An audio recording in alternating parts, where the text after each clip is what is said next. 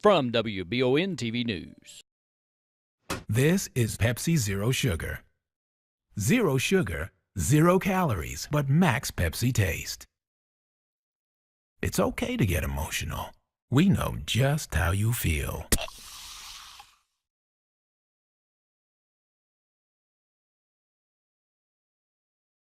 We're here on EKU's campus where construction for the Eastern Scholar House is coming right along and families are already moving in.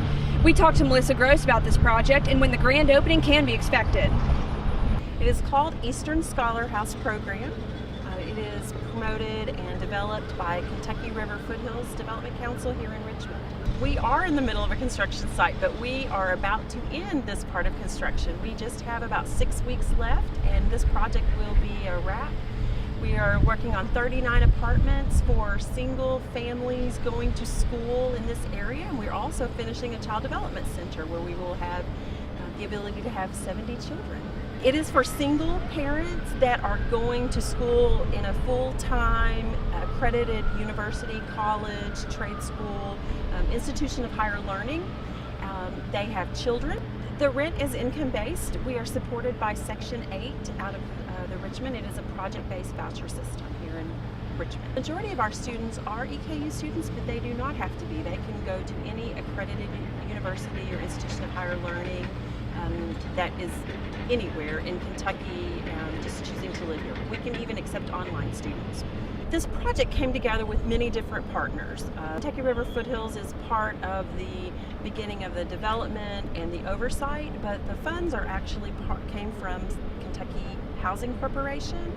They also came from an investment partnership that comes out of something called low income tax credits. That is a wonderful funding mechanism for projects like this that are low income based. We also have partners, of course, obviously EKU for the long-term lease. The City of Richmond makes this happen with a grant as well as their partnership with Section 8, so many different partnerships.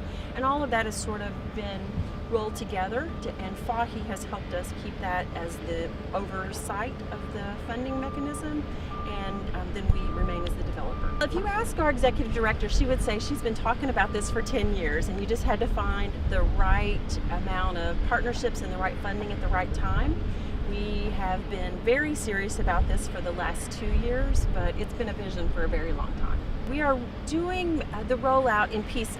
So one building will be completed and we will have some occupants there, and then the next building in a couple of weeks, the next building in a couple of weeks, and then the Child Development Center comes last.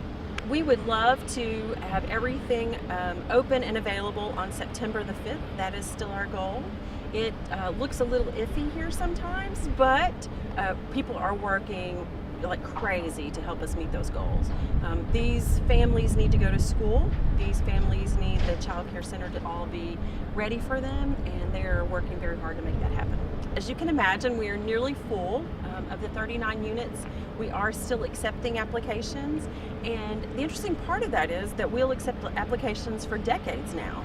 Because even though we may fill for this 39, there will be a waiting list that we will maintain ongoing, because people will graduate, people will change schools, different things will happen in their life, and we will see people coming here for many, many years. Tenants are already moving in one of the 3 buildings, and there are still openings available for the 800 square foot apartments for single parents.